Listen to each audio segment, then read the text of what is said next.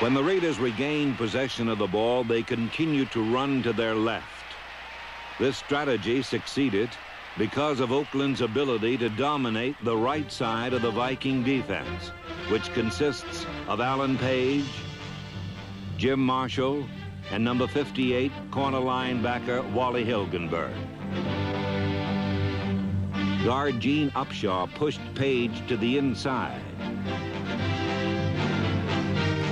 Tackle Art Shell shoved Marshall to the outside. And when Hilgenberg came up to fill the hole, he was removed by Mark Van Eegen.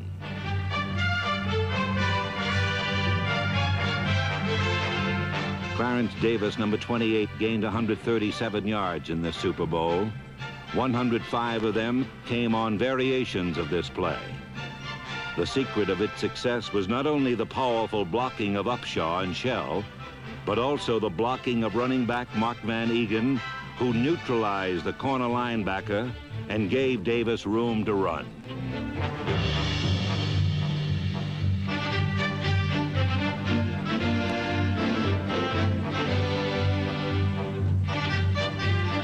Hilgenberg has been a linebacker in the NFL for 13 years. But in spite of his experience and skill, he could not avoid the battering blocks of Van Eegen.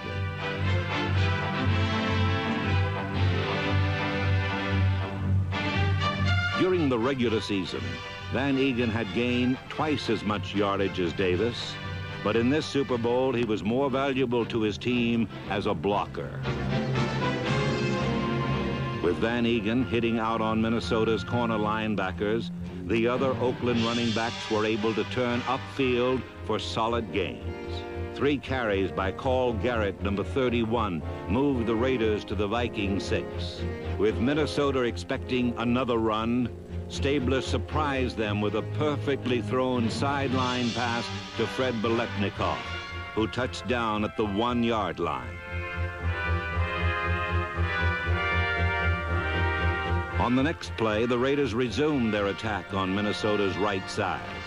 But instead of plowing through it, they sailed over it on an easy pass from Ken Stabler to Dave Casper.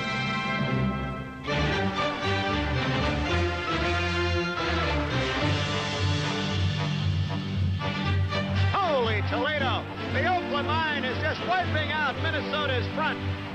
Already, Bill, on that left side, they're going to Marshall and Hilgenberg, 2 older players, not very big and seemingly not very strong in the early going.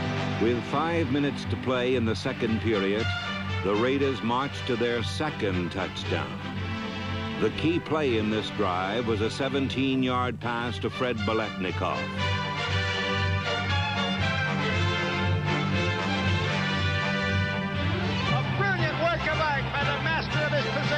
Fred Biletnikoff, first and goal on the half-yard line.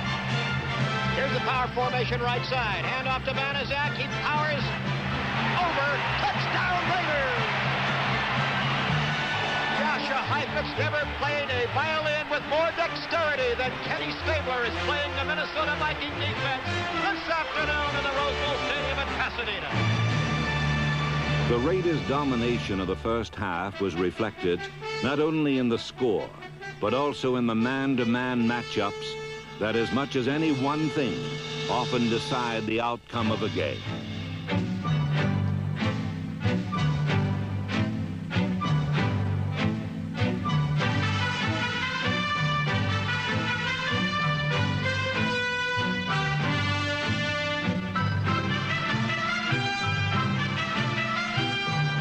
A big reason for the success of Oakland's running game was the way Art Shell, number 78, consistently eliminated Jim Marshall. Shell was so overpowering that Marshall did not make a tackle the whole game. Center Dave Dalby engaged middle linebacker Jeff Seaman, number 50, in another matchup that often ended in Oakland's favor. Dalby disrupted Seaman's angle of pursuit. Then shoved him into the backwash of Oakland's churning ground attack.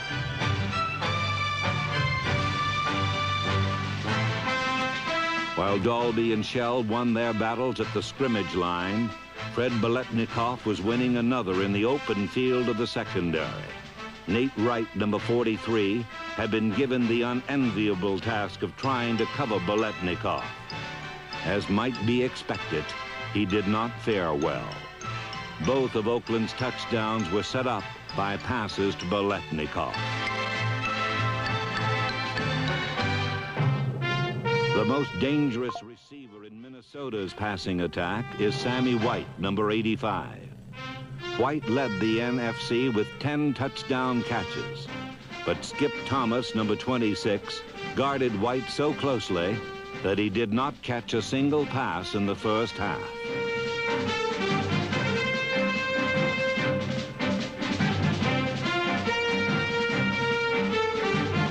The Raiders used not one man, but 11 to stop Minnesota's mighty running back Chuck Foreman, number 44.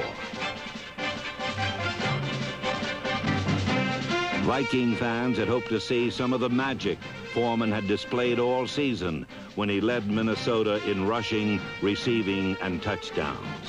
But today, there was only one moment of magic, and that was this catch and run that gained 26 yards.